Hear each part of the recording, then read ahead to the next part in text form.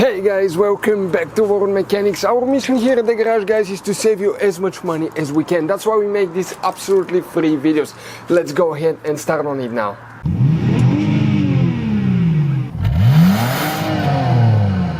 So let's start on it now.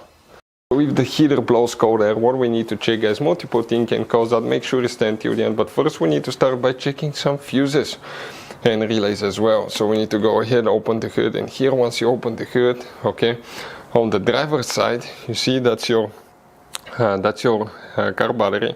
In front of it you have the main engine fuse box. Here what you need to do, you need to press these two tabs at the same time, and once you press them, open that cover. Underneath you'll find the main engine fuse box with a layout like this one.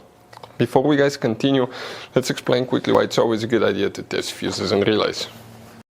Guys, it's very important to always test your fuses and relays. Why?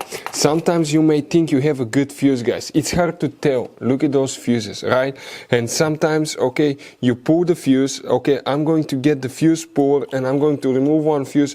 I want to show you on that 20 amp fuse. Sometimes it's very unclear if that fuse is burned or not. You may not clearly see it. So always, guys, test them, because if you don't test the fuse, you assume it's good. You end up spending money, time and diagnostics for problems that do not exist, guys. So you can just waste your money and time. Always test your fuses, always test relays. We will put links in the description of the video below where you can find, guys, a video for testing a fuse and testing a relay that will explain everything that you need to do. If you guys need to buy any parts, tools for your Dodge Ram, fuses, relays at a really good price, quick shipping, that way you do not waste money and time, we're going to put a link in the description of the video below for your convenience. Please check it out. So guys, if the heater, okay, doesn't work, if it blows cold air, we need to check a couple of fuses here, relays as well. So we're going to start by checking relay number 16, very important relay right here. You need to check fuse number 13. You may have fuse number 31 depending on the heater package option that you have. Another thing that you will need to check will be fuse number 62. So that will be 57, 8, 9, 61, 62. And then you need to check fuse number 99 here as well. Now, other things that can easily cause the heater not to work, guys, okay, we're going to talk about that now. One thing that we see quite often is thermostat being stuck open. If the thermostat is stuck open, the coolant practically will flow freely between the engine and the radiator. It will not be able to get warm, especially on a super cold day, the highway driving, anything like that. You will notice that the heater is weak, not working correctly because of a bad thermostat. If you want to know the symptoms of thermostat stuck open, we have multiple videos on our YouTube channels. Other things that can cause heater not to work, guys, could be bad coolant pump, but you may notice water pump. If the water pump's not working correctly, the engine may be overheating. Another thing, coolant bypass valve. Okay, you have a coolant bypass valve. If it doesn't work, that can cause it not to work as well.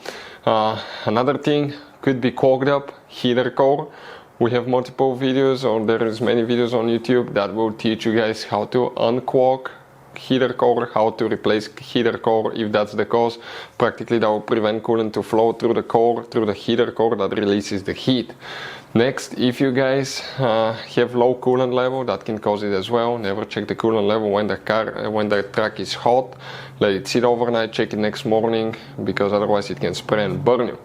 Another thing, guys, if you recently did radiator replacement, thermostat hose, anything that involved draining the coolant, if you didn't bleed the cooling system, you may end up having an air pocket in the heater core that can prevent coolant from flowing there, and that can cause the heater not to work as well. So always bleed the cooling system, otherwise you can even practically, guys, overheat and destroy your engine too. In some cases your heater may be working perfectly fine, but you have that device behind the dash. You may have one or two of those, depending whether you have a single or dual climate control. That's known as a blend door actuator. It attaches to a flap that regulates the temperature from hot to cold. You have multiple plastic gears inside that usually cracks, skip, or the motor burns, and it may be stuck in cold position, and that causes the heater not to work or blow practically cold air, guys. Could be bad blend door actuator. If you want to know the symptoms of bad blend door actuator, we have video on our YouTube channels that will teach you about that. But those are the most common things that we see that causes heater, guys, not to work or to blow cold air on Dodge Ram. So guys, you have all kinds of different fuses and relays. Some of those are very specific, they're hard to find, especially if you're in a small town or in the middle of nowhere. One time we needed a replacement, we couldn't find one, and we were stuck in the middle of nowhere for a few days until we got a shipment on the internet, guys. So keep some spares in your glove box for a peace of mind. Hopefully guys the video will be helpful. Thank you for watching. Hopefully guys the video was helpful. Please do not forget to comment, like, subscribe. That way we can keep making these absolutely free videos. Guys, we have more than 19,000 free repair videos on our YouTube channels that can, guys, save you thousands of dollars in future repairs. Check them out. Thank you guys for watching and see you next time.